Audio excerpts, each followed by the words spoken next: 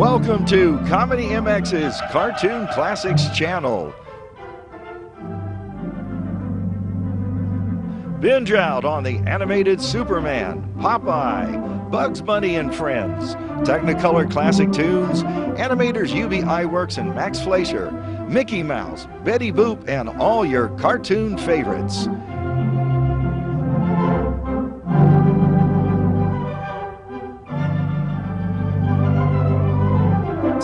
Animate your everyday at Cartoon Classics channel.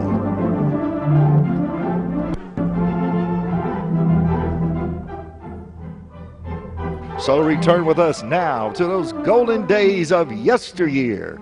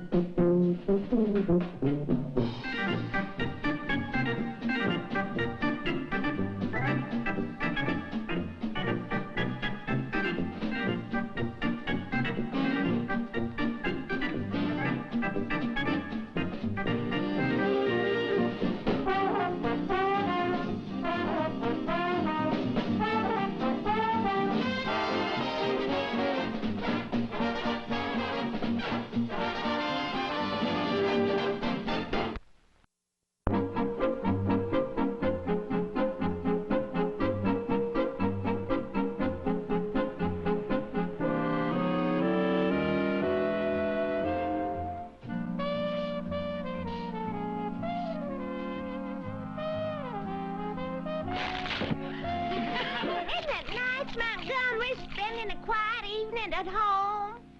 Yes, honey, it's just like those nights back on the old plantation. Sitting there on the porch, the smell of honeysuckle, with the sound of the crickets cricking and the katydids didding. Peace and serenity. I tell you... La, la, la, la, la, la, la, la, la. Maggie Bell, what was that? Sounds like the garbage disposal is backing up again. That's the Sister Sue. She's going out this evening, and she's getting dressed. Going out again? What is that gal up to? This is the third night this week. I make it a distinct practice never to pry into Sister Sue's business. Well, ta-ta all, and don't wait up. Yeah, ta-ta to you, too. Good night, Sister dear. Enjoy yourself. Did you see that glint in her eye? Why, she looked like Sitting Bull just before he gave Custer that Indian scalp treatment. I tell you, there's no good in that gal going out 3 nights in a row. Montgomery, maybe you're right. Suppose Sister Sue was run over. Suppose she got hurt. Or suppose she met with violence. We've got to do something about it, Montgomery. Maggie Bell, you were right. First thing in the morning, I'm going down and take out an accident policy on that old gal.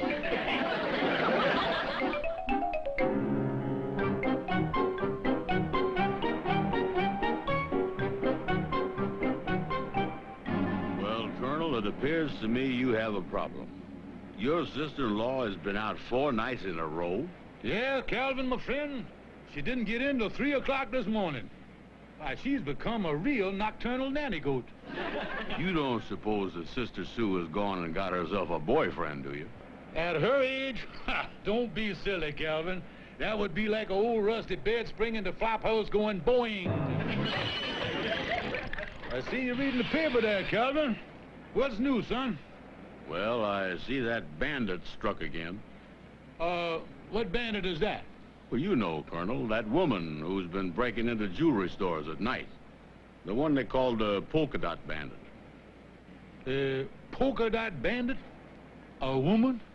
Yeah, they call her that because a couple of times they've seen her, she's been wearing a polka dot dress. My sister Sue's been wearing a polka dot dress lately. They got a pretty good description of her here, too. Witnesses described the polka dot bandit as being beetle-browed with small, cruel eyes and a receding chin. One of the witnesses describes her as having a peculiar loping gait. This sounds more and more like Sister Sue. She's got a loping walk. She always walks like she's cranking her Essex.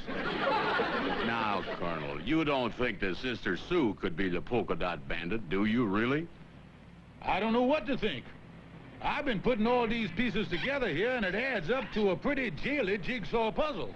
Well, what plans have you got, Colonel? Well, now look. Every Saturday morning, Sister Sue and Maggie Bell go to the beauty parlor. Now, I thought we'd hide out, watch the apartment, and as soon as they go, slip in and search the place from top to bottom and see if we can't find some evidence. You follow me, Calvin? Follow you. Colonel, if we were any closer, we'd be dead.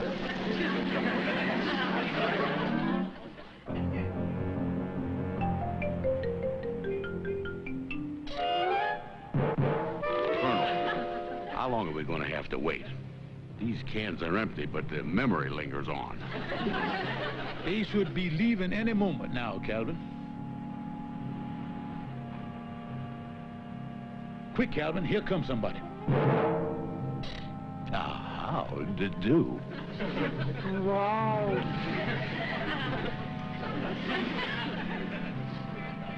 Duck quick, Calvin, here they come.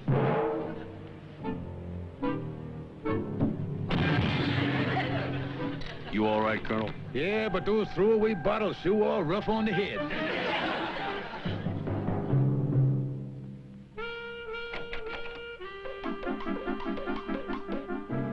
This is her room. Uh-oh, the door is locked.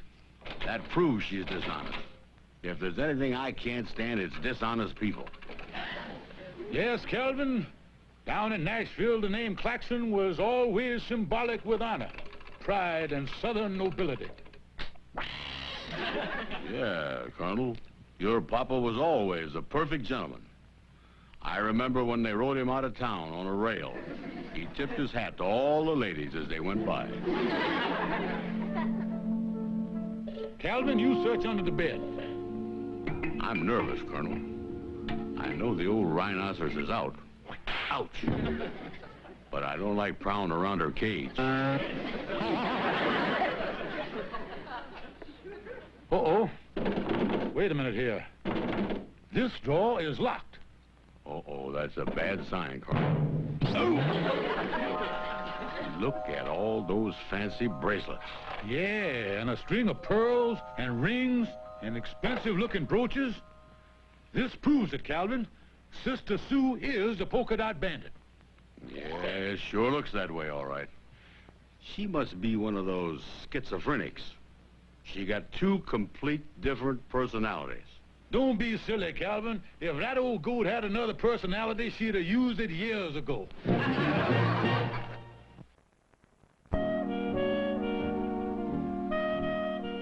Why, Sister Sue, you mean you have a gentleman friend? Yes. He's been taking me out every night of the week. But why didn't you tell us? 'Cause every time I had a boyfriend in the past, that no-good, idiotic, bird-brained, lazy, loafing husband of yours has stepped in and ruined it. That's why.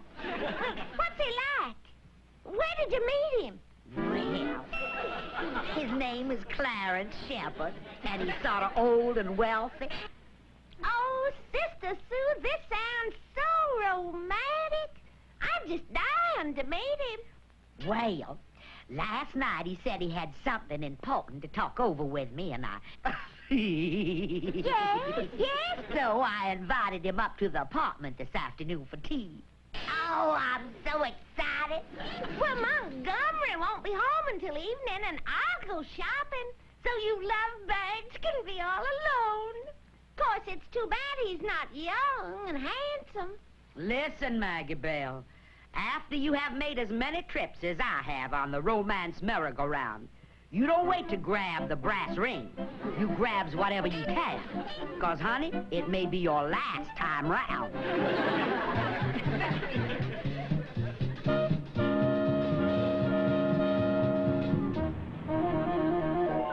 This is terrible, Colonel. Your sister-in-law turning out to be the polka dot bandit. This is serious. I better go home and confront Sister Sue with the truth. And Calvin, old pal of my childhood days, I want you to come with me. I don't know about this, Colonel. It said in the paper the polka dot bandit carries a gun. No, you didn't read it right, Calvin. It said she just simulates a gun. Oh. Well, I'll go with you, but I hope I don't end up with a simulated hole in my head.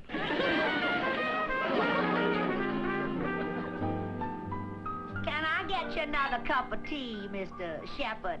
Honey, sir. No, Susan. Not Mr. Shepherd.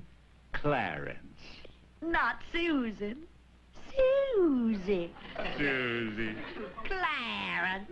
Susie. Clarence. Oh. There's something I want to speak to you about. Our marriage. Ooh, Clarence. Yes, I've been so lonely in that big house. I want you to share it with me. Oh, Clarence. When will we set the day? Well, I thought it'd be sweet if we eloped. How romantic. That's funny. Sister Sue is usually in the kitchen here this time of day making a mustard poultice for her back. Looks like a nice boiled potato in the icebox here. I hear voices. Tell me about tonight, Clarence. All right, Susie, dear. Now, we want this to work like clockwork.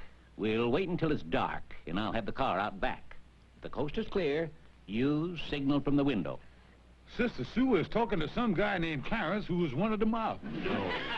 Yeah, and it sounds like they're planning another job for the night. Just think, you and I together.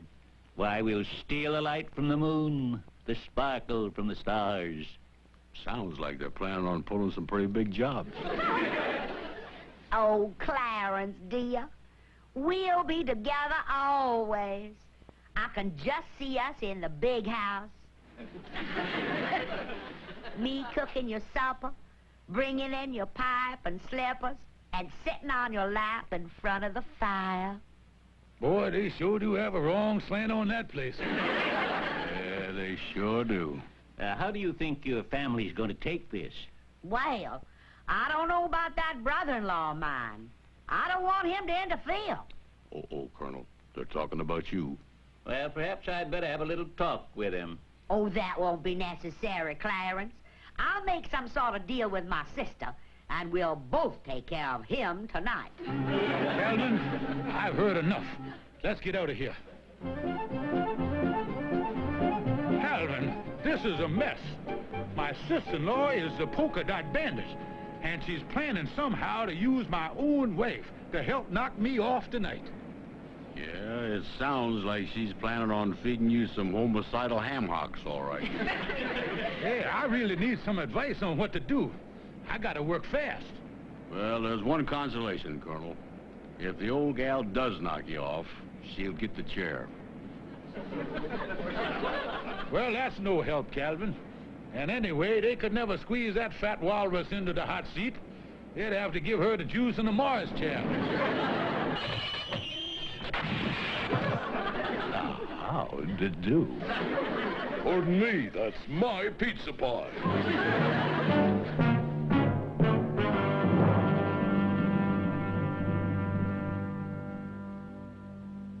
Well, Oliver Wendell, what do you think of this situation? Here, my own sister-in-law. My sister-in-law who's been living with us for all these years. Turns out to be a crook. Why, she's been stealing jewelry, holding up people, taking their money. Isn't this a disgraceful situation? Don't worry, my good friend. I have been giving this little matter a lot of thought and consternation, and I know exactly the path you ought to follow. What is that, Oliver? Raise her rent. The Colonel overheard a conversation, and it looks like Sister Sue and her boyfriend are about to commit rigor mortis on the Colonel's corpus delicti. Well, in that case, the time has come to incarcerate the octogenarian. Huh? Turn the old gal in. Yeah, Colonel, you better get her before she gets you. I guess you're right, boys. but I hate doing such a thing to my own sister-in-law. Well, box up the loot in that polka dot dress, Calvin, and let's go. Come on, Calvin, time's a-wasting. I'm coming. Sister, I'm so happy for you.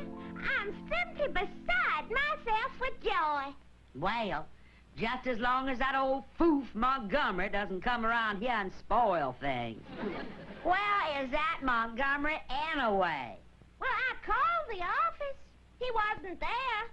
He and that friend of his, Calvin, are probably off loafing someplace. That Calvin's the laziest man in the world. Why, when he went into the army, he was the only man they ever had who fell asleep while they was giving him a physical. Attention, all hits. The polka dot bandit has been definitely identified as a man disguised as a woman. The bandit put on a polka dot dress to commit the crimes. Be on the lookout for a man carrying a polka dot dress.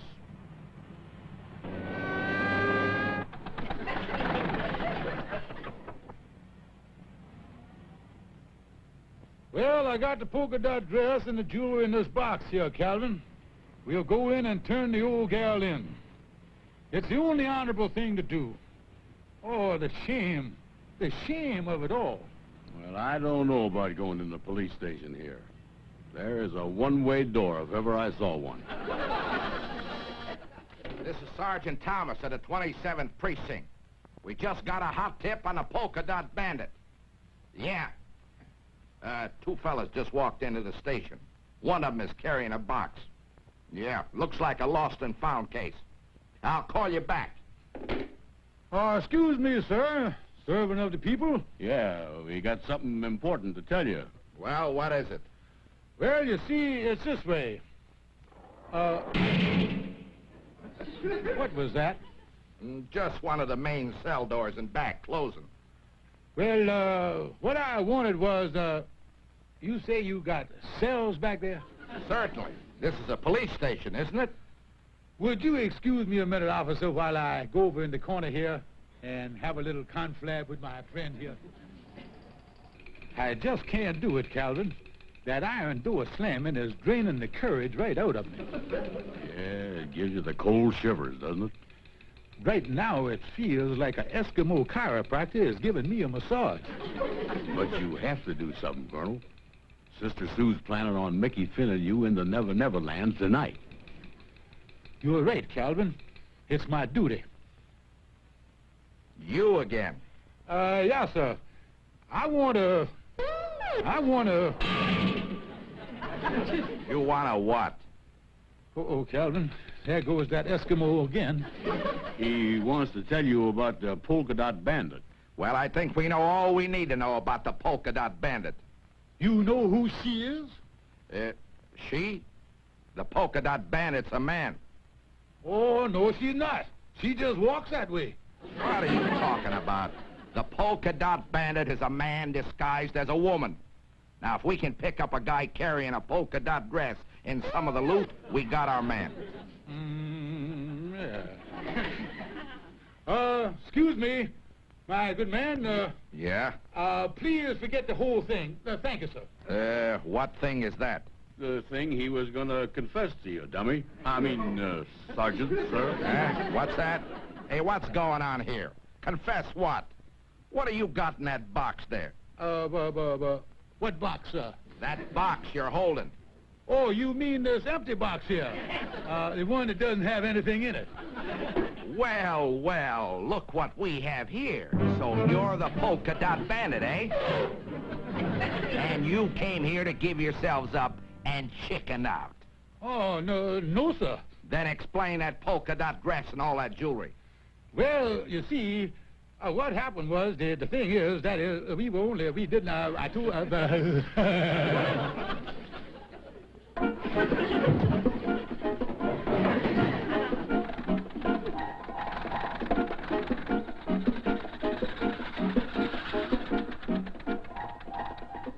Well, we sure left those flat-foots flat-footed. The polka dot bandit and accomplice are headed down Park Boulevard All units apprehend. They are driving a pickup truck.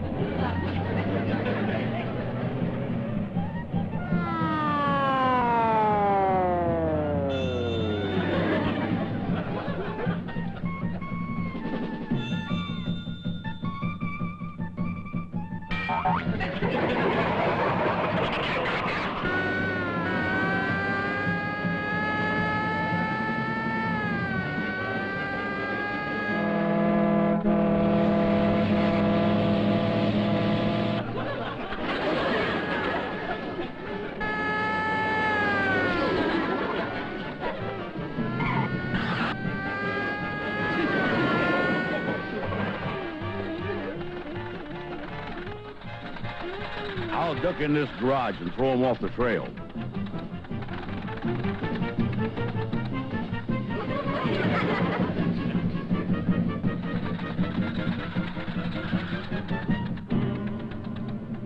Welcome home, boys. Oh, how do you do?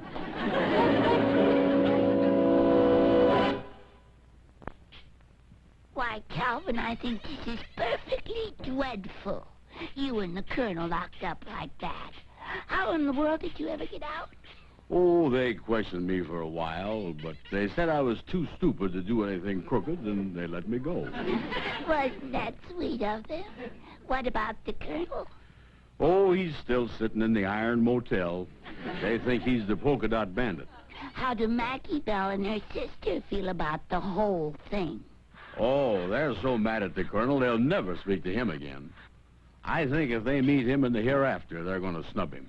What about Sister Sue's fiancé? Well, as soon as he found out that the Colonel was in jail, he broke the engagement. He said he didn't want to have any part of a family like that. Well, that's a shame. Well, I was up there to give him my condolences and report on the Colonel. Before they threw me down the stairs, I got the impression that Sister Sue had resigned herself to a life without romance. What gave you that idea, Calvin? Well, while I was there, she sent her hot water bottle down to the filling station to be revulcanized. Gloria, honey, my ashtray is full. Will you empty it for me, please? I had the wings of an angel. O'er the ill prison walls I would fly. Oh, me. I've been in here 24 hours. What a disgrace. Maggie Bell won't speak to me. Sister Sue has broken up with Mr. Shepherd. And the police think I am the polka dot bandit. Oh, me. All right, Klaxon, we're letting you out. Let's go. Oh, wonderful. Wonderful. Thank you, sir. You're innocent. Now hurry up and get out of here. We just caught the real polka dot bandit, and we need this cell. So you got the real polka dot bandit, huh? Yep, caught him in the act. Here he comes now. Why, that's Mr. Shepherd, Sister Sue's ex-fiancé. That's right. And your wife and her sister Sue are outside waiting for you. And the sister says she wants to give you a great big kiss for saving her from marrying that crook. She said that. Close the door, officer. Your deal, Mr. Shepherd.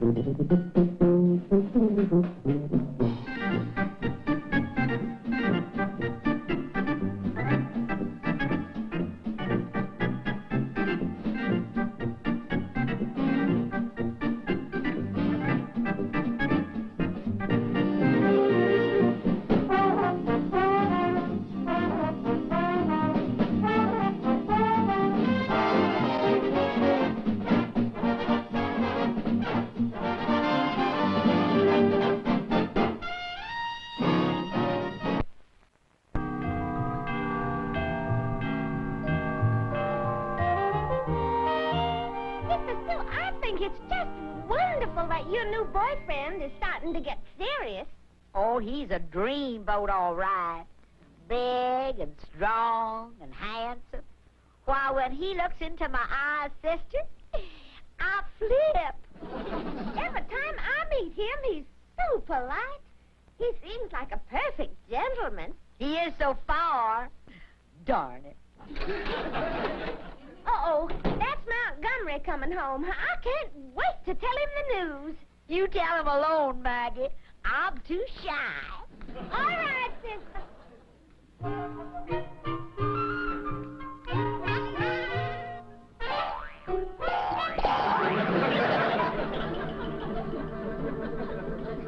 Why do you want me to sit down, Maggie Bell?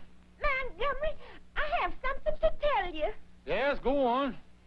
Montgomery, it looks like very soon now we may have a new member of the family. Maggie Bell, you don't mean to tell me. Why, this is wonderful. After all these years. But Montgomery... Here, sit down, Maggie, darling. You shouldn't be standing up at a time like this. Let me make you comfortable here. I'll be right back. Montgomery, I was just going to tell you that. Here, I brought you some pickles and strawberry ice cream. I know you must be hungry. Put your feet up on this. Oh, are you comfortable? Here, I'll get you some pillows. Stand up a minute, Maggie, dear. Oh, I can just see him now. A sweet little fella. About 7 pounds with cute little dimples. Well, no, Montgomery. He weighs about 170 pounds and has a mustache. What?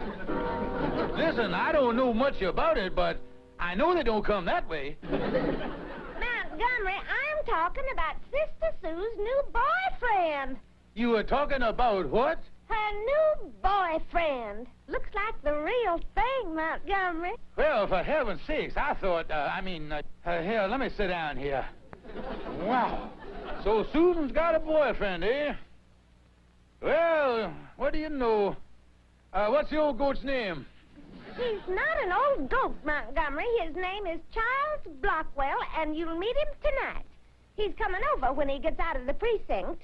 Well, I guess, what kind of a sink is he getting out of there? The 23rd precinct. He's a police captain. A police captain?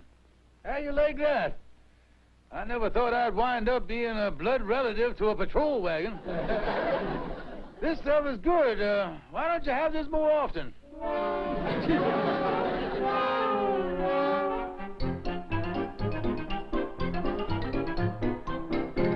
So, Sister Sue's sweet on the police captain, eh, Colonel? Yeah, Calvin, she sure is. Hey, what in the world are you doing there, son? Well, I'm too embarrassed to take my long underwear down to the laundromat. I don't like my unmentionables being churned around in full view of the opposite sex. Calvin, I admire your sense of Southern propriety. These are drip dry. I just put them in here and turn on the shower. Colonel, I can't understand the police captain falling for your sister-in-law. You wouldn't think they let him on the police force with a stigmatism that bad. He's no bargain himself, Calvin. I met him last night. When he squints at you through those bushy eyebrows, you don't know whether he's sizing you up as a future brother-in-law or trying to remember your face from the lineup that morning. I guess Maggie Bell's pretty happy about the situation, huh? Yeah, she's having a little dinner party for the captain tonight. I talked her into inviting you too, Calvin, so I want you to be there. Well, what do you want me up there for? Well, I figured that you and me could gang up on the gangbuster. Drop a few gentle hints into the conversation about what a wonderful wife my sister-in-law would make. Uh-oh, looks like I forgot to release the safety valve.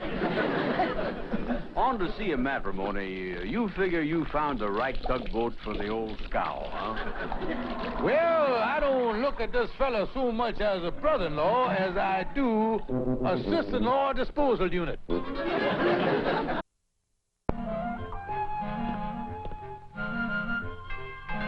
That must be Calvin now. Come on in, boy. Well, doesn't he look nice, Maggie Bell, all dressed up in his tuxedo? Well, I'll have to admit, Calvin, for once in your life you look respectable. Now listen, I don't want any nonsense tonight. Nobody's to spoil Sister's chances of getting married. Don't worry, everything's gonna be all right. By the way, where is the old... Hello, everybody. I'm all dressed. How do I look? Well, how did do? You know, Mrs. Culpepper, with all those flowers, you look like a hibiscus bush that got up and started to wobble. Calvin Burnside, in about 2 seconds, I'm liable to forget my southern refinement and gentility and smack you right in the kessa. Now, everybody. No fights. I want everything to be perfect and... That must be Captain Rockwell. I'll answer it. Come in, Captain. We've been waiting for you. Good evening, Susan. You're looking your usual lovely self tonight.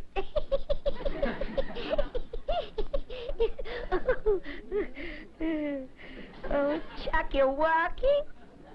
Listen to her, will you? I thought at her age that kind of reaction was dead. This is like seeing an old telephone pole break out in buds. Captain, you know my husband, Montgomery. How are you tonight, Captain? Any flatfoot that's a friend of my sister-in-law is a friend of mine. How are you, Klaxon? And this is my husband's associate, Mr. Calvin Burnside. Glad to meet you, Burnside. Likewise, your police ship. Say, Burnside, excuse me for staring, but your face looks familiar. Well, now that you mention it, it's familiar to me, too. Ever worked for the government, Burnside? The government? Somehow I associate your face with the post office. Dinner is served. Come on, gentlemen, let's go in. Wow. That was a lovely dinner, Susan. A lovely dinner. Oh, thank you, Chucky. Yeah, Sister Sue cooked it with her own little hands. She's a great little homebody. She irons a nice shirt, too, Captain. Well, now, I'll take care of the dishes. Sister, you and Charles can go in the living room. Yeah, that's a good idea. I'll go in the living room with you folks. Oh, my shin. Maybe I better stay in here. Yeah, Colonel, you stay in here and I'll go in the living room. Ouch! Ouch! Say, Maggie Bell, you don't have a jackass under the table here, do you? Something's been kicking us in the shins. Calvin, don't you think you better help with the dishes, too? Oh, ow! Oh, yeah, I got you. Will you escort me to the living room, Charles? Come along, Susan. I want to tell you about the new car I just bought. I'm picking it up tomorrow. I'll bring it over and show you. Oh, dear, I'm so nervous. I hope the captain's in a romantic mood tonight. Well, there's nothing like giving Cupid an assist from the outfield.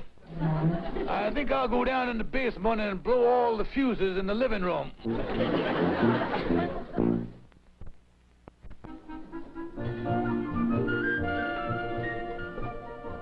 You know, Calvin, It seems strange sitting across the table from you without giving you a manicure. Yeah, when they served the soup, I expected you to dunk my pinkies into minestrone. I just think it's so romantic. Colonel Klaxon's sister-in-law engaged to be married to that police captain. You know, they met at a drugstore. He was buying some corn plaster, and she was buying some elastic stockings. So actually, it was his bunions and her very close veins that brought them together. Calvin, your necktie. Oh, yeah. I'm glad I wore this color tie. It goes real good with the meat sauce. No, Calvin. You're another no coward. I'll say I am. Who is he? I just hope the Colonel doesn't do anything to spoil Sister Sue's romance this time. Well, he better not. Because if he does, Maggie Bell said she'd be through with him for life. No fooling. He won't be happy till Sister Sue and the police captain come out of the church and pass beneath the arch across nightsticks with the handcuffs jingling, "Here comes the bride." Calvin, that's a birthday. Oh, really? Well, I'm going to stay with it. This is lots better than those cheap cigars I've been smoking.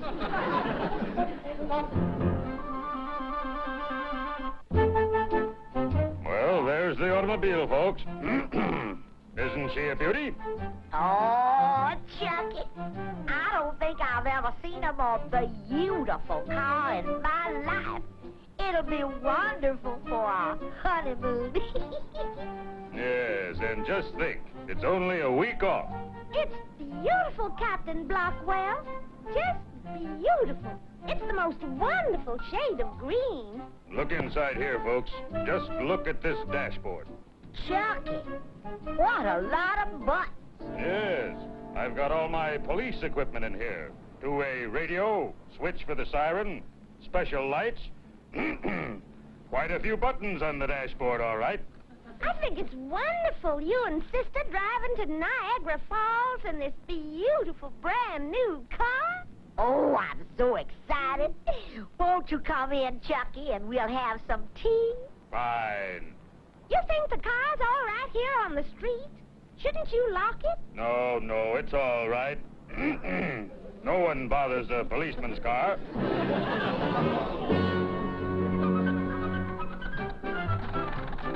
Tell you what, Calvin, I'll let you off at my house. Then it won't be such a long walk for you.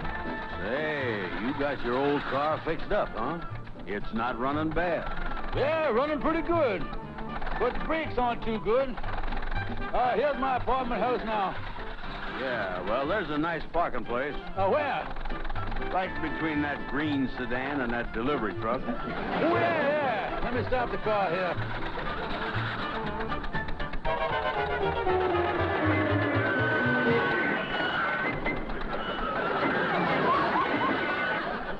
You only miss it a half a block. Yeah, these brakes are pretty bad. I'll try backing up and use the emergency brake this time. You think you can back in there? There's not too much space. Get out of the car and guide me in, will you, Calvin? Okay, Colonel. All set, Calvin? Yep. Come on back. Come on back. Come on back. Whoa! All right, cut your wheels and go forward.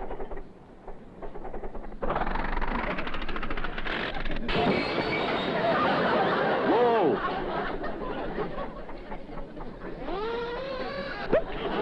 Calvin, do you suppose you could get the whoa a little ahead of the impact? Okay, come on back. Come on back. Come on back. Whoa! Doesn't seem to work that way either. Look and see if my back bumper is locked with that green car now. It's locked, all right. I'll pull up a little.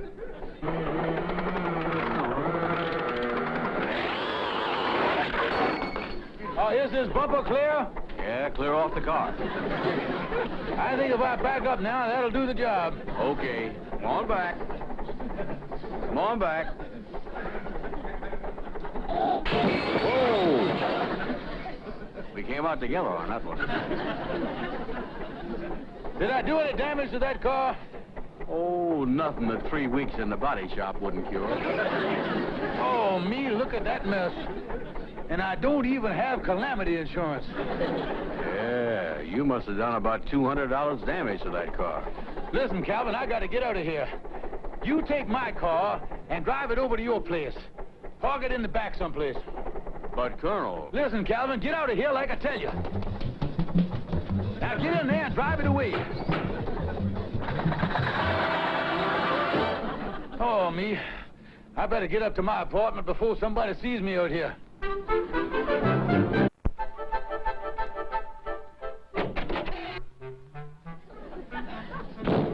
that you, Montgomery? Yes, honey, I'm home. Come in the living room, Montgomery. Captain Blockwell is here. Well, Klaxon, how are you? Oh, I am fine, future brother-in-law, dear. I'm glad you're home, Montgomery. We're going to have dinner, and then Captain Blockwell's going to take us all for a ride. A ride? Yes, he has his new car with him. He parked it out in front of the apartment. That's a bad cough you've got there, Klaxon. Oh, it's nothing. You say your car is out in front of the apartment? Yes, it's a big green sedan. I don't see how you could have missed it. I didn't. I mean, Come along, Chucky. You can help me brew another pot of tea. You might as well get used to it. This is awful. Wait till they find out I busted up the captain's car. Hey, wait a minute. How are they gonna know it was me? They can't trace it to me. Oh, yeah, I'm in the clear. They'll never find out. Lucky Calvin got my car out of there. Yeah? My name is Dobson. I live across the street. Yeah. I've tried every apartment in the building. I'm looking for the owner of a new green sedan that's parked out in front. You were looking for the owner? Yes. I've got a little bad news for him. Car's been banged up by a hit-and-run driver. You don't mean to tell me. Now, isn't that a shame? Yes, but I saw the other car leave. You see, I got its license number. Say, you ought to do something about that cough there. Never mind about that. This is the right place. Just give me that license number. Oh, well, I don't have it. You see what I did? I wrote the number on a piece of paper, and I just slipped it in the glove compartment of the green car. Well, now, wasn't that nice of you? Yes, wasn't it? I was trying to be neighborly. See, I saw the thing with my own eyes. I saw it. I was watching there. I saw it. Oh, you did? Well, I'll fix that. Well, you've been very neighborly. Now get out of here. Get out? Well, that's a peculiar way to act. Listen, Nosy, beat it before I bust you right in the mouth. You got the license number. What am I going to do now? Everything's ruined. The marriage, everything. Montgomery! I'm out here, Maggie Barrel. Who is that at the door, Montgomery? Nobody, Maggie Bell. Listen, I'll see you later. I'm going out. But Montgomery, Sister Sue and the captain made some more tea. It's going to get cold. Never mind the tea. Just keep the gas on for me till I get back. Obviously, there's only one thing for a man in my position to do. The only trouble is, I don't know what it is. I better consult my lawyer, Judge Oliver Wendell Clutch. I wonder where that good judge could be right now.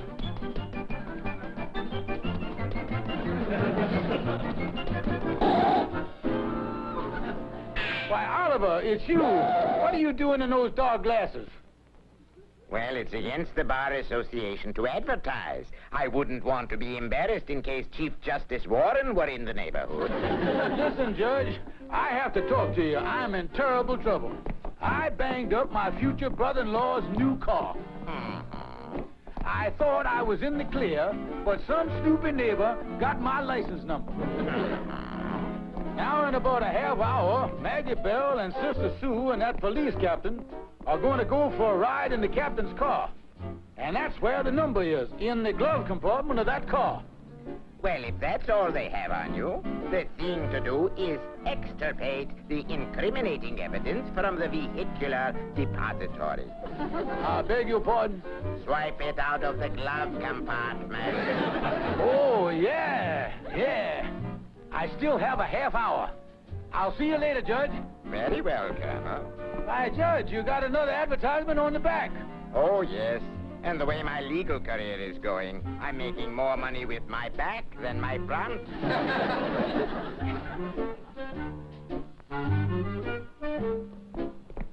Hurry up, Calvin. They'll finish their tea any minute now. I don't like this busting into a police captain's car. If a fella got caught at this, it might give him a bad character reference. Well, listen, Calvin, all you have to do is to stand here while I get the paper out of the glove compartment. Boy, look at that dashboard. I can't even find the glove compartment. Here's a likely-looking button.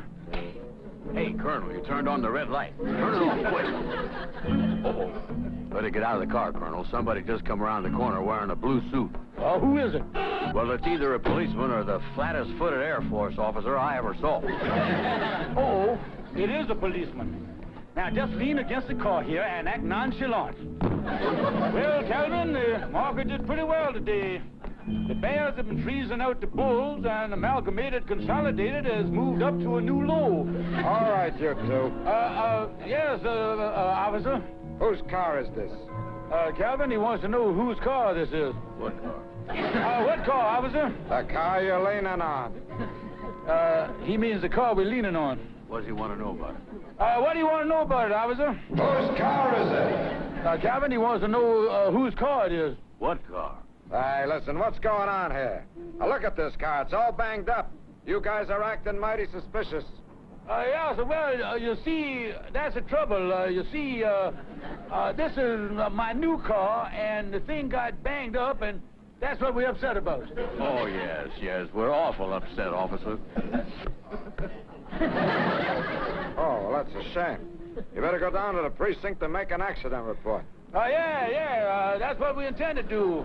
We're going down there and speak to our good friend, Captain Blockwell. Oh, friends of Captain Blockwell, huh? Oh, I'm sorry I bothered you. Oh, think nothing of it, officer. That's all right. Carry on and all that. Yeah, good luck. Yeah, good luck. There he goes. Quick now. Let's get in this car here. How are you going to find out which button opens the glove compartment? Calvin, there's only one thing to do. We've got to push every button on that dashboard. We're bound to hit it sooner or later. Let's get started here.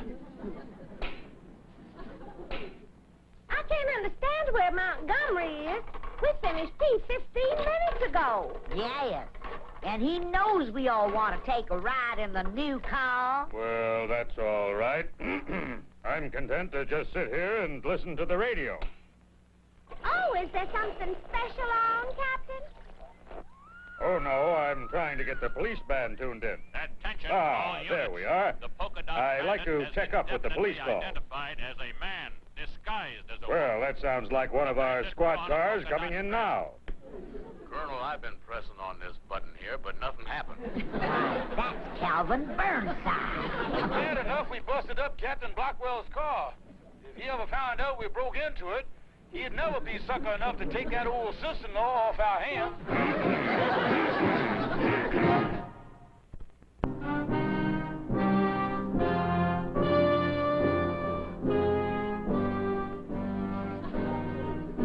Well, tell me something, Colonel. What was the doctor's report on your condition after Sister Sue and Maggie Bell gave you that brass knuckle massage? Oh, the physicians are quite optimistic. I was inclined to agree with them until these two friends of mine joined me this morning.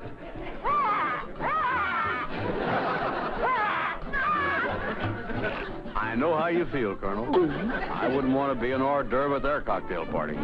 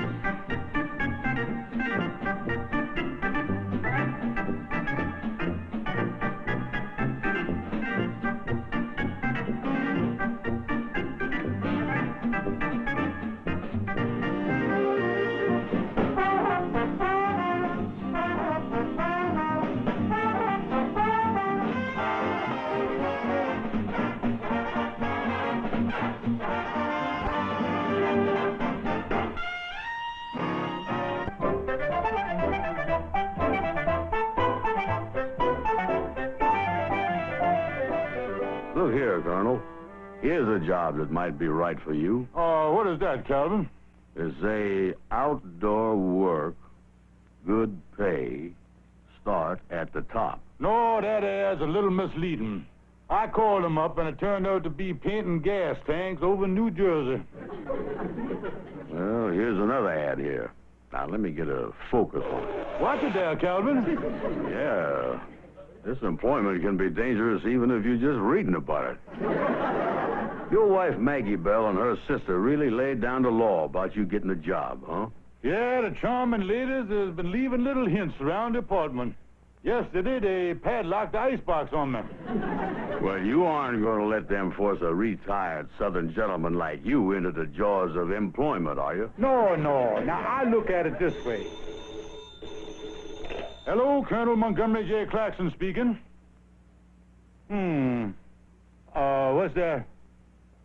Oh, you can't. But you have. Oh, no. Oh, no. What's the matter, Colonel? That was my wife, Maggie Bell. She and her sneaky sister went out and got a job for me starting tomorrow. They sold the old colonel down the river of employment. You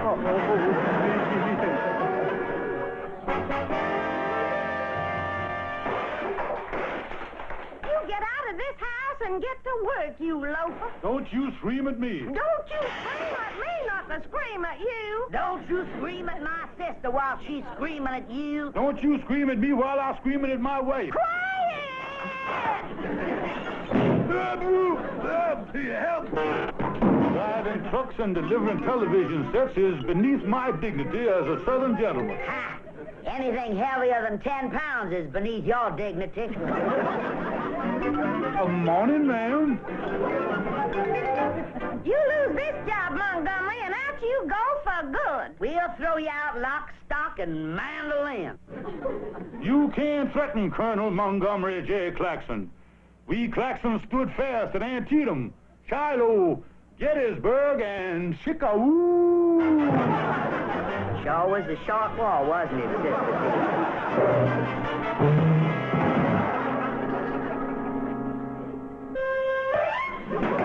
That shook loose a thought from the old Colonel Cerebellum here. I ought to get someone to lift them heavy television sets for me. Someone with a strong back and a weak mind. Huh. Hey, you like that? I describe my good friend Calvin Burnside.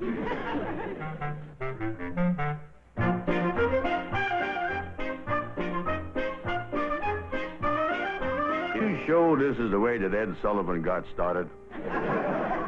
Sure. Now let's get moving here, boy. Look out there. Watch it there.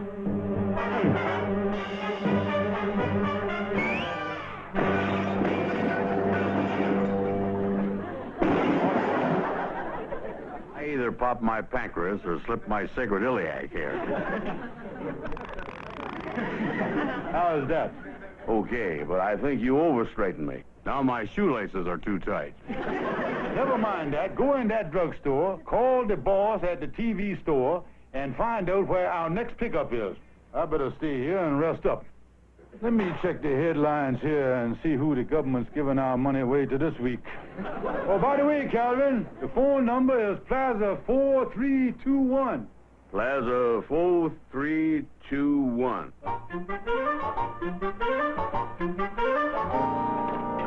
Plaza 4321. Harold's Television Service. I'm calling for Colonel Klaxon. Is that you, you big dummy? I'm a different big dummy. The colonel wants to know where the next pickup is. I got a set to be picked up over at 1431 Riverside Drive, apartment E. Tell him to get right on it. Roger. Wilco. Over and out. 1431 Riverside Drive, apartment E. I wish I had a pencil. I think I can remember that. 1431 Riverside Drive, apartment E. Why, Calvin Burnside, how are you?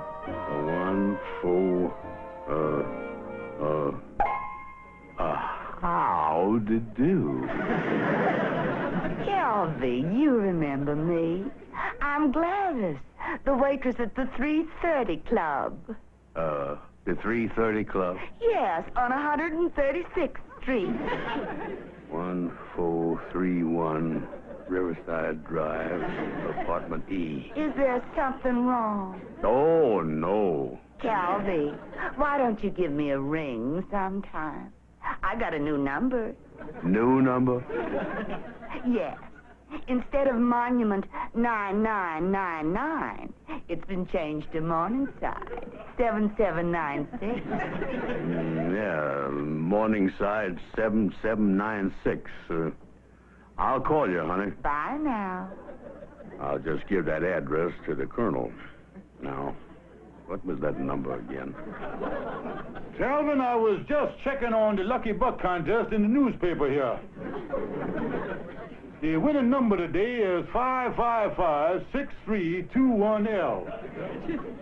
555-6321L. Yeah. We got any pickups? Yeah, Colonel. We got to pick up a TV set at, 9999 Morningside Drive, apartment L. You sure you got that right, Calvin? Of course I have. I memorized it right after I ran into that little chick from the 1431 Club.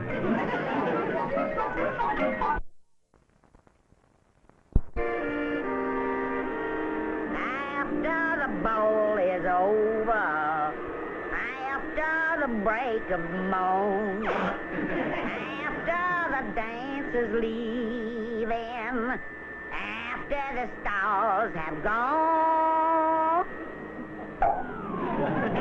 That you saying, Sister Sue? That shows me, Maggie. I was just recalling when I was the belle of the ball back in Nashville. I declare, I had more gentlemen friends than the South had boll weevil. Well, Sister, I feel kind of sad. You know, this week is Montgomery's birthday. I'd feel sad, too, if I was married to a shank-sprung old foof like that. Well, he didn't really get foofed up till I had him a while. You're forgetting what a four-flusher he always was. I remember when he was courting you. All his talk about his big plantation. Well, he did have that old southern mansion. Ha! That's the first old southern mansion I ever saw where there's smoked hams in the living room. I still think I ought to get him something for his birthday. I just know he's gonna do all right on this television job. Don't you believe it, Maggie Bell? Ha! He'll find a way to get himself fired before the week's out.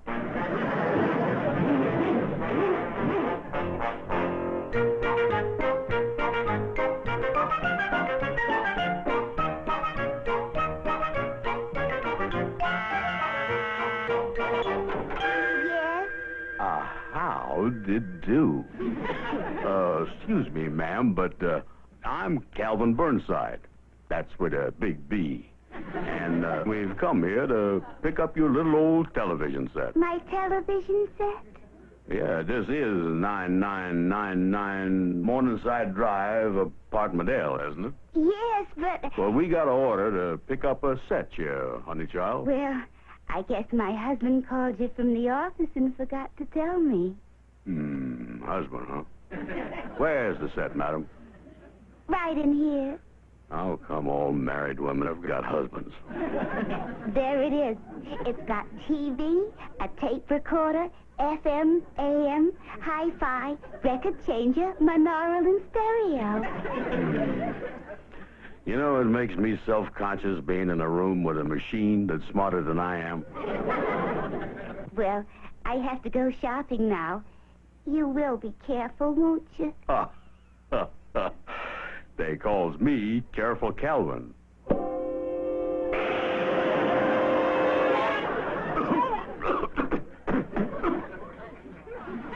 Don't worry about a thing, lady.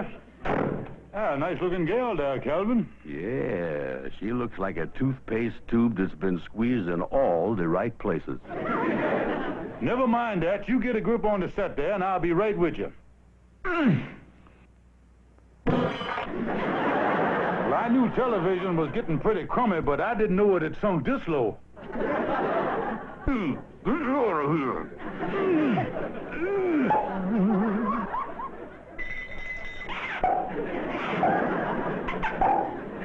Now, I got this end. Now, you go around and lift up your end. Okay. Alley-oop. Keep coming. Watch where you're going. I can't see over this thing. Wait a minute. Something just shook hands with my backbone. That must be the doorknob. Open it up and we'll get this thing out in the hall. Keep coming. All clear, fore and aft. Easy now. Oh, hold it, Colonel. What's the matter? We backed ourselves into a closet.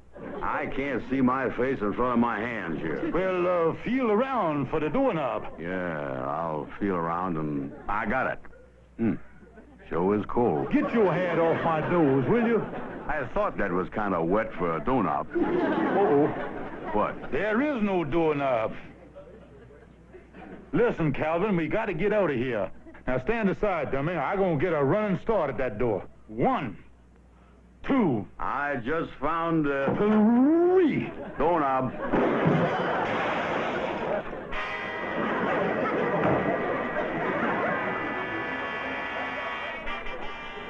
Calvin, what are you trying to do to me?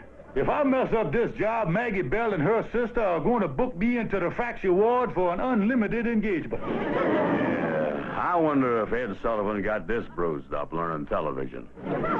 Oh, shut up and let's go here.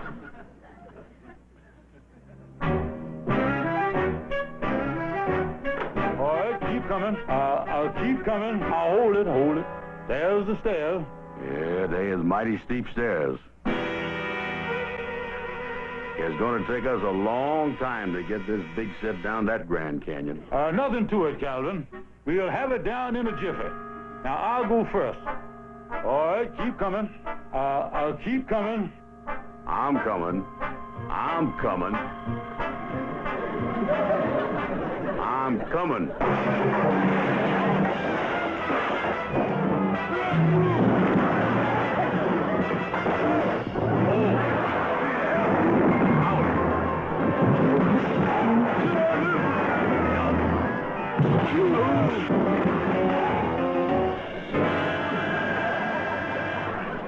You know, Colonel, it didn't take us as long to get down here as I thought it would. You big dummy, look at that pile of junk. Yeah, that is the loosest TV set I've ever seen. I don't think Mr. Harold's gonna like this. Now listen, it was a legitimate accident. He's got insurance, and if we play our cards right, we might even get workman's compensation out of this mess. I'll go fool Mr. Harold and tell him what happened. Yeah, and in the meantime, what should I tell the woman if she comes back? Don't tell her nothing, Calvin. Just act dumb. Yeah. Well, if I puts my mind to it, I think I can act reasonably stupid.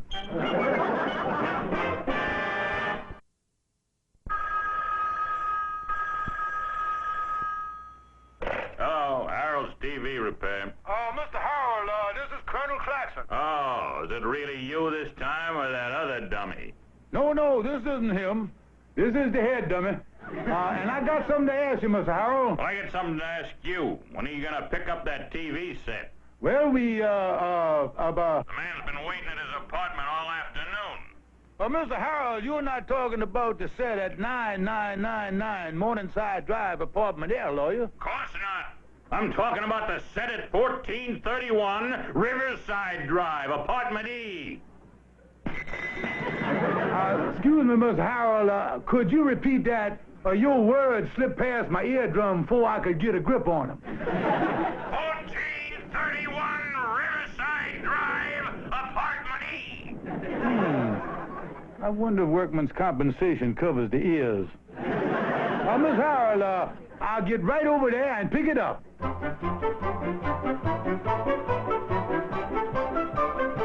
Now, how you like that? Calvin and me picked up the wrong set.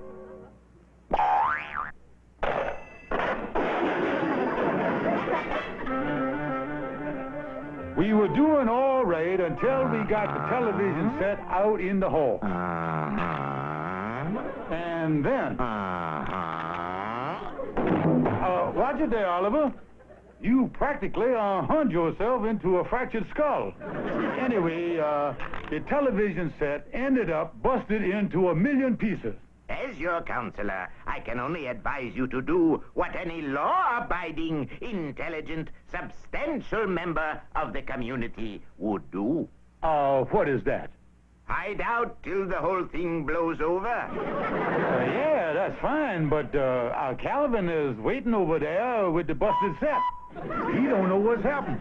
Oh, I dare say by the time they book him, he'll realize that his digital extremities have been gripping the burlap. Huh? That the boob's been left holding the bag.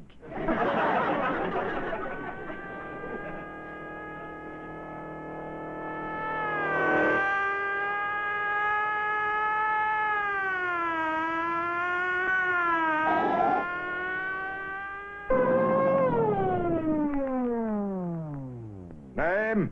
Calvin Burn... it's Burn something, Burnside. Empty your pockets.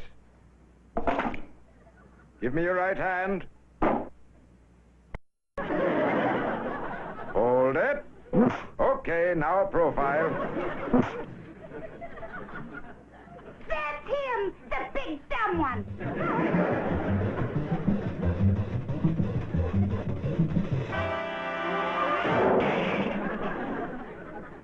I got a rough idea something's gone wrong.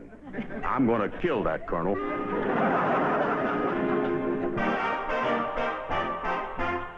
You get an axe and I'll get a saw and we'll cut off the legs of my sister-in-law. Montgomery, what did you say about my sister? Nothing, honey. Just humming to myself, that's all. We're going out and do some shopping. How do we look? Yes. Aren't these new short skirts attractive on me and sister? Well, I don't like to criticize, but your kneecaps have always been kind of bony. Well, I've seen smoother joints on a drain pipe. One more crack like that and your teeth will be grinning at us from behind the radiator. Yes, Maggie Bell, honey. We'll be back after a while. Oh, by the way, that stupid lawyer of yours called and said to tell you that Calvin was out. What does that mean? I don't have the least idea, sweet lamb. Calvin's out?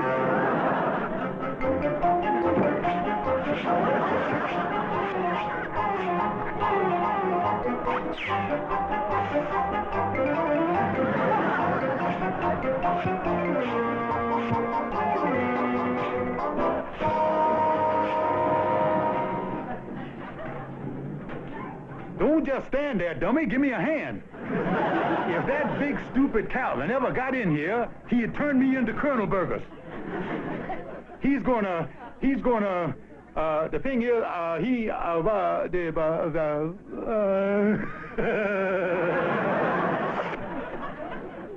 Are you in there, Colonel? Montgomery, I'm really going to work on that face of yours.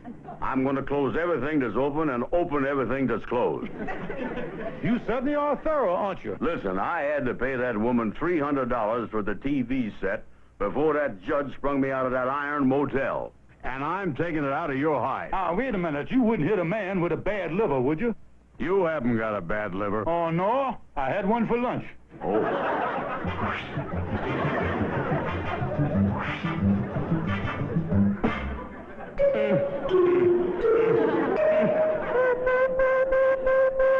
Lunchtime.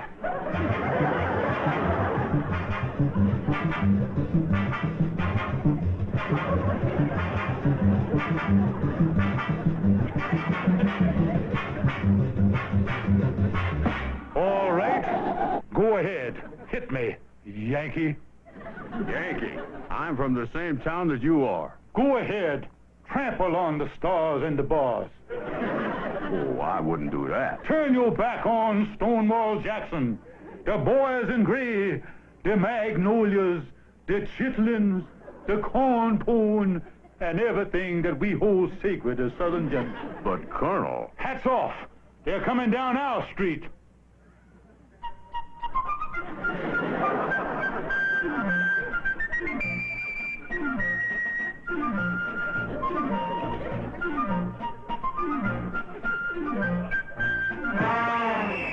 Look at him go there. That Civil War sure comes in handy, doesn't it?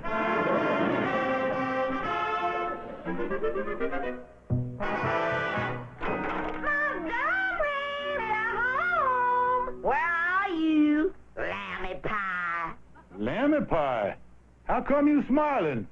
I haven't seen you grin like that since the lawyer read your papa's will. We're so proud of your new job, Montgomery, that sister and I bought you a lovely birthday present. Birthday present? Why, sweetheart, I'm touched. Look at the way my tear ducts are puckering up there. Stand back there before they squirt all over you. We ran into your friend Calvin on the street. And he sold us a wonderful combination television set for $300. Yes, and he's delivering it right now. Come in, Calvin. Well, here's your birthday present, Colonel. Let me pour it out here for you. Oh, no.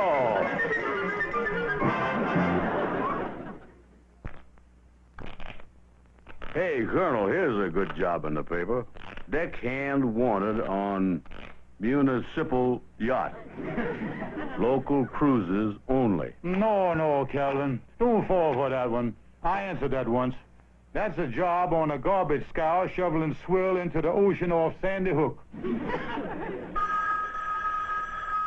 Hello, Colonel Montgomery J, Klaxon Real Estate. What's that? You want to look at that property up in Piney Manor? Yeah, well, I guess I could get my car out and take you up there. Then we could park it and walk up that hill, and then wade through that stream and climb down into that canyon, and then, you know something, mister? You got your nerve disturbing me in the middle of the morning like this. Now look, you fathead, call some other real estate agent. Don't bother a couple of busy men like us. I really told that fellow off, didn't I, Calvin? Calvin. I say, Calvin. Hey.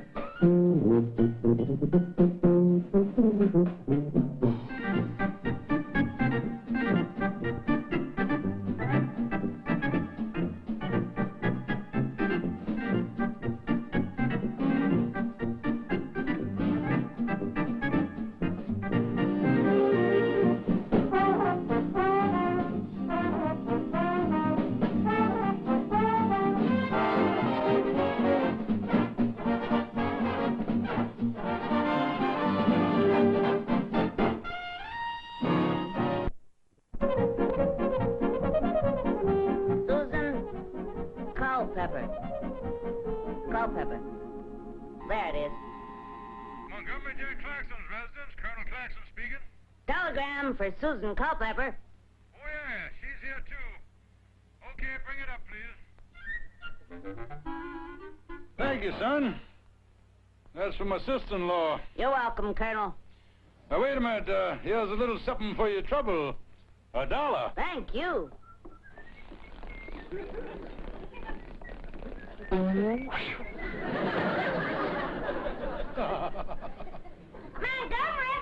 who's at the door? Here's a telegram.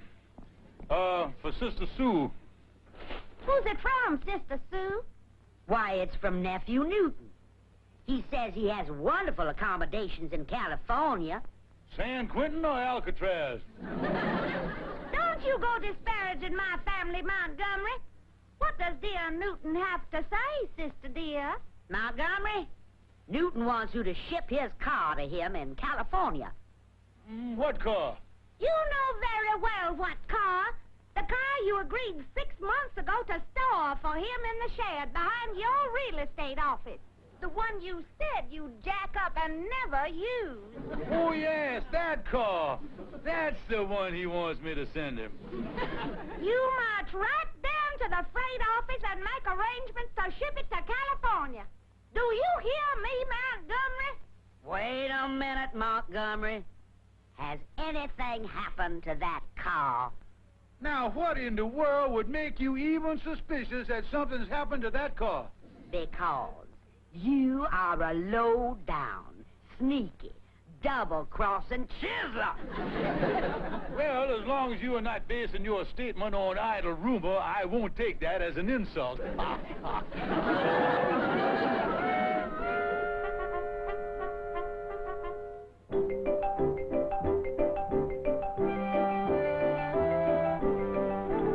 Calvin, it doesn't seem possible that in 6 months I could have put 20,000 miles on this car. No one will know the difference when I get this speedometer set back.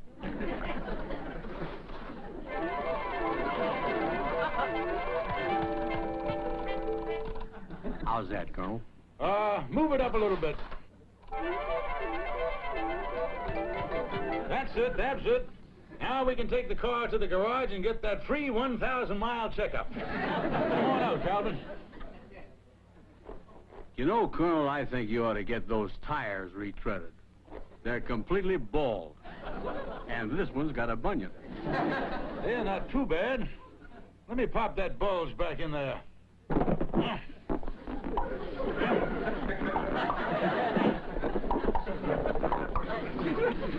I think we better take this down and get some retreads on the retreads before we ship it to Newton in California. I wouldn't want him to get suspicious that we've been driving it. It's suffering a little more than usual today. It's not making contact.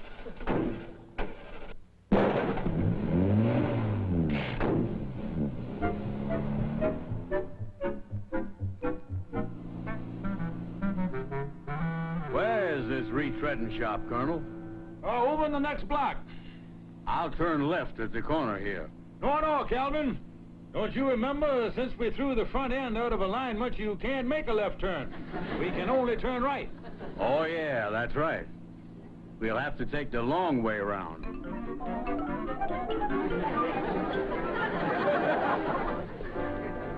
Nice going, Calvin. I say, Cal, I hate to mention it, but, there's a lot of traffic up ahead at that red stoplight. These brakes aren't holding like they used to. They must be taking hold. I can smell them burning.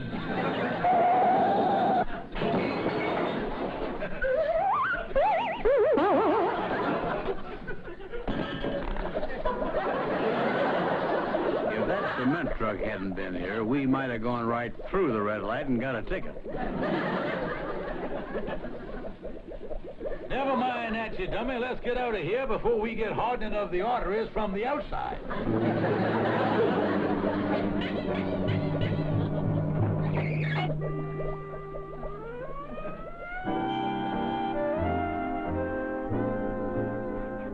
And then I said to the truck driver, just watch it, Buster. You happen to be talking to Calvin Burnside of the Fighting Burnside. Oh, my Calvin. Is that when he hit you in the eye? No, he didn't do that till I called him a stupid, ignorant meathead. Why, that's just terrible. Oh, I didn't let him get away with it. I called a policeman and had him order the man to get his fist out of my eyeball. Oh, you're so brave. Give me your other hand, Calvin. What's the Colonel going to do? Well, Nephew Newton had the car insured. The Colonel and I are going down to the insurance company this afternoon, collect the money, buy another car, and ship it out to Newton. You certainly are smart, Calvin. Oh, yeah. Why, my IQ must be way up in the 60s or 70s. You know something, Gloria? Holding hands with you is really dynamite. Oh, Calvin. Yeah. All of a sudden, I'm getting hot flashes in my head. Calvin, it's your cigar. Ow! I should have known, 'cause I never had love singe my sideburns before.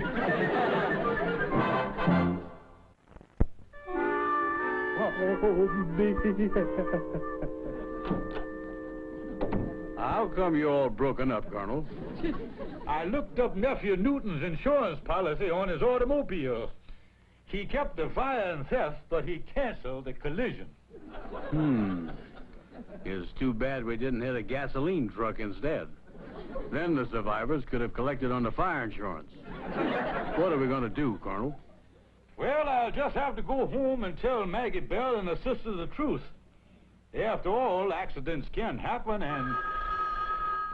Montgomery J. Klaxon, real estate speaking. Montgomery, have you shipped Nephew Newton's car off to California yet? Well, I want to tell you something about that car, Maggie Bell, honey. There's nothing I want to hear from you except that it's on a boxcar headed west. Well, What? I was just going to say that your nephew's car is on the freight train now singing California, Here I Come. Well, it better be. That's all I have to say. Look at there. It happens every time she talks to me. That thing will beat like that till sundown. What are you going to do, Colonel? I don't know, Calvin, but I got to do something. If I had to sit there in that car and let that cement harden on me, I wouldn't be in a tighter spot than I am now.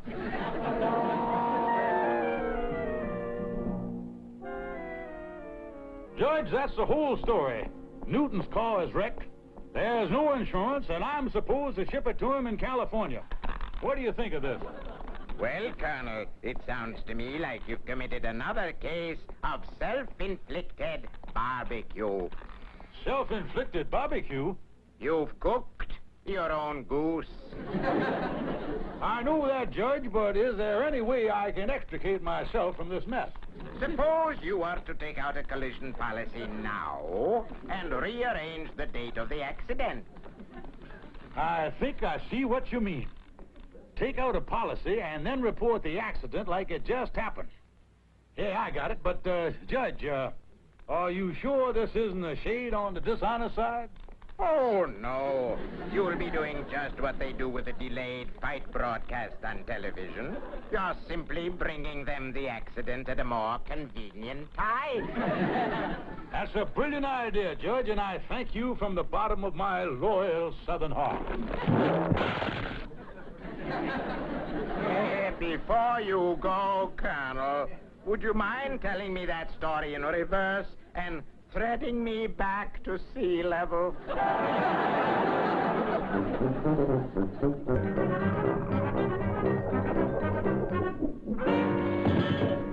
Well, Calvin, this is the insurance company. Now, let's go in and take out the policy on Newton's car. I'm right behind you, Colonel.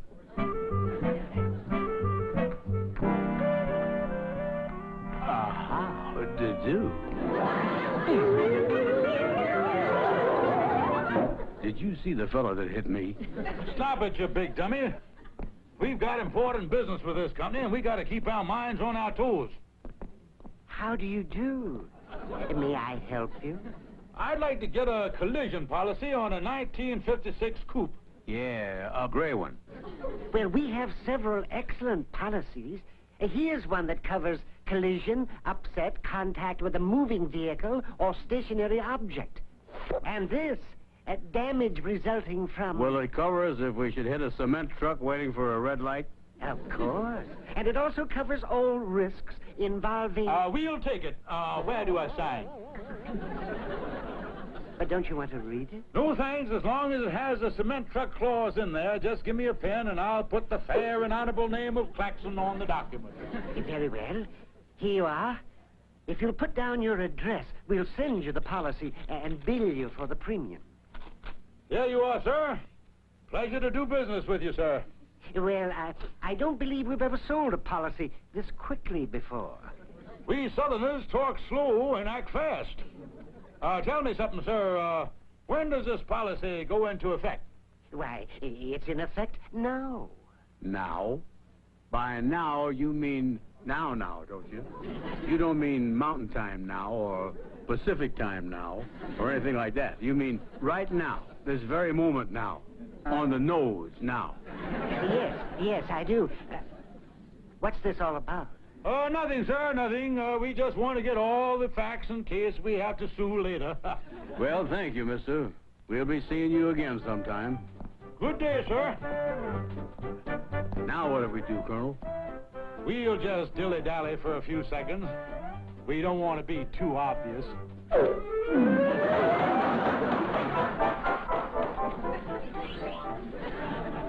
Yes?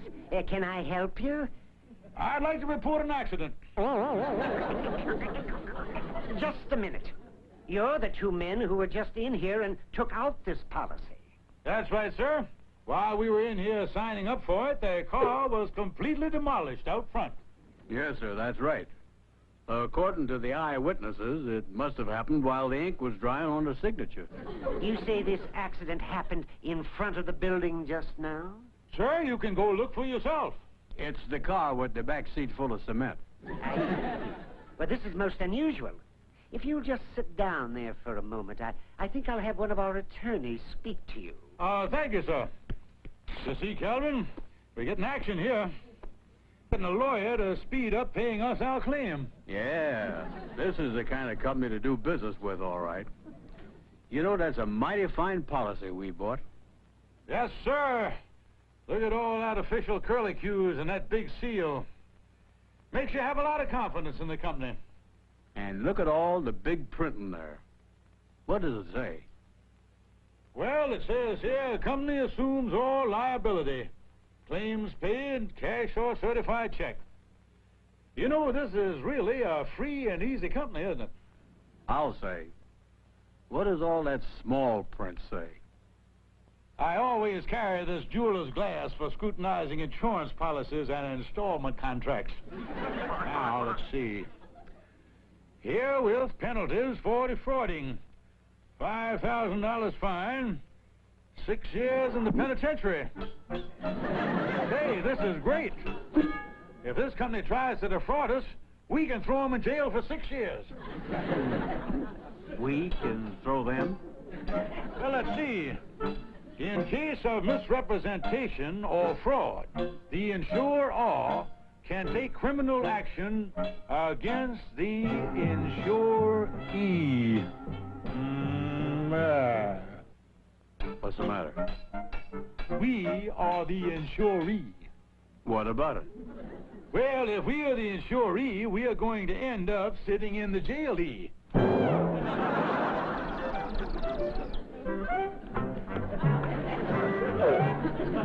to the phone booth, Calvin. Now, that's funny. They were here a minute ago. Perhaps they stepped out into the hall. I guess that's their car in front. But I don't see them.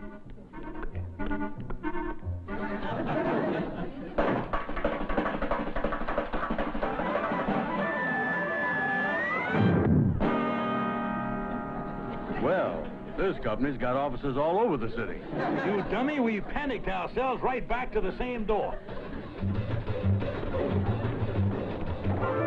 How did do?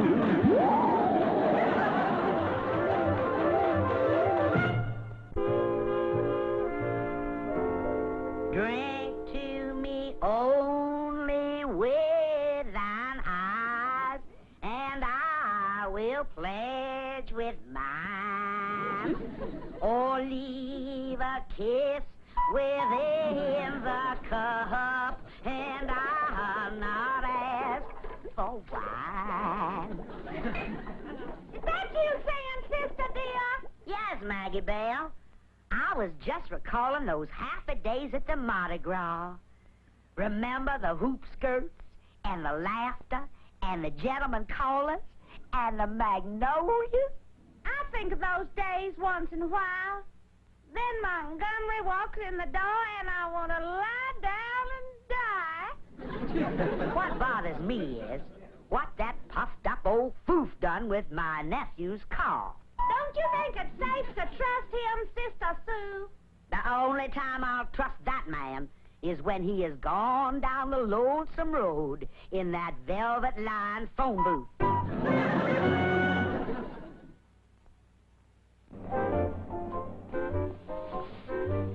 What plan have you got to get out of this mess you're in? Calvin, we're going to buy a second-hand car, the exact model and color that Newton had. Oh, I see. Then you ship it off to him, and Maggie Bell and Sister Sue won't ever be the wiser. That's my plan. Look at all these cars. Yeah, here's the same make and model and paint job as Newton's. Look at there. I don't see a price on it, but it says no offer refused. Well, let's find Generous Jerry and talk to him.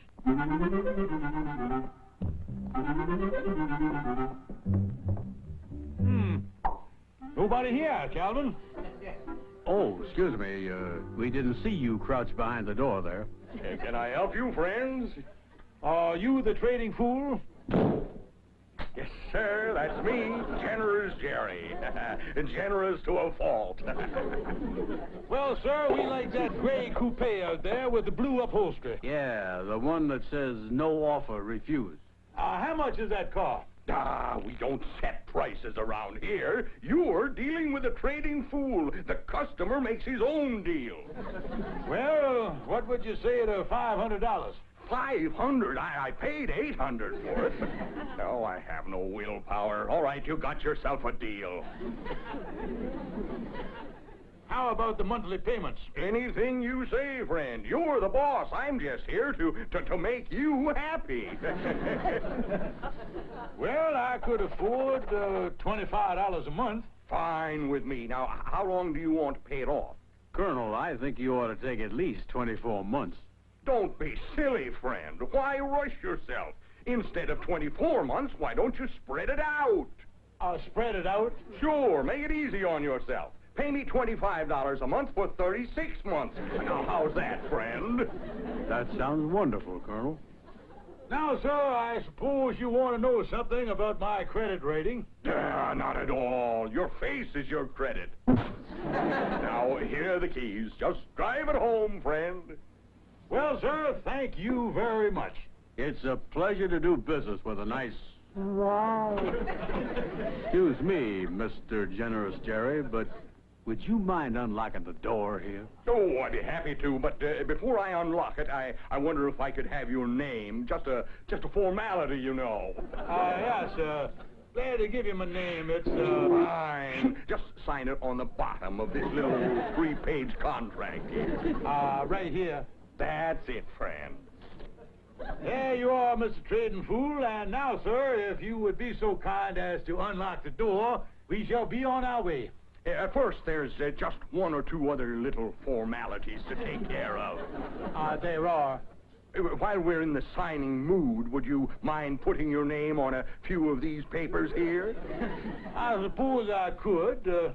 That's fine. Now, a chattel mortgage on your furniture, a lien on your life insurance, an attachment on your bank account, a garnishee on all future salary, and in case of legal action, this waiver of all rights as an American citizen. Is that all? That's it, friends. Now, drop by and see us anytime.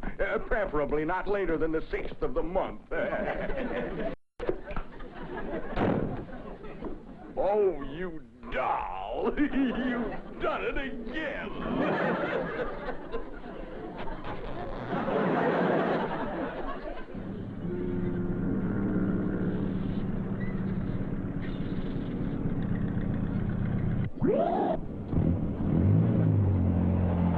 Now to get rid of the evidence.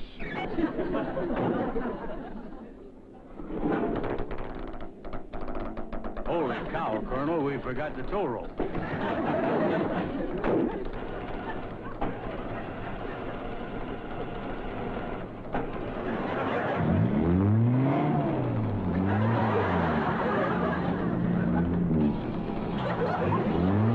Do something. It's gaining on us.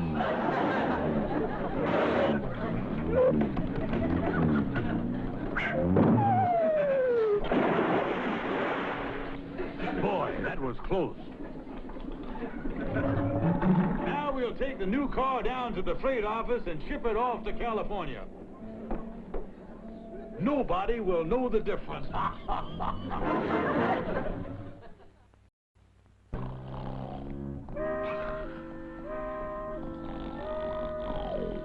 Yoo-hoo, Montgomery. The little robins are singing you awake. That's right, sweet lamb. It's 11:30. Oh, boy. I really had a nightmare. I dreamed you two were talking nice to me. We were, Montgomery, honey. Why, sure. We checked up on you, Montgomery. We called the freight office, and they said you really had shipped Newton's car. It was perfect how you handled everything. And to think we were suspicious of you. We just hate ourselves. We're trying to make up for it by bringing you your favorite breakfast. Ham hocks smothered in bacon drippings. Can you find it in your heart to forgive us? Well, being a sweet, generous Southern gentleman, I think I could. If you bring me a nice stack of Tennessee buckwheat cakes with some honey molasses. We'll fix them straight away. I know I didn't earn all this love and affection, but I'm a married man, so I'm going to take what little I can get.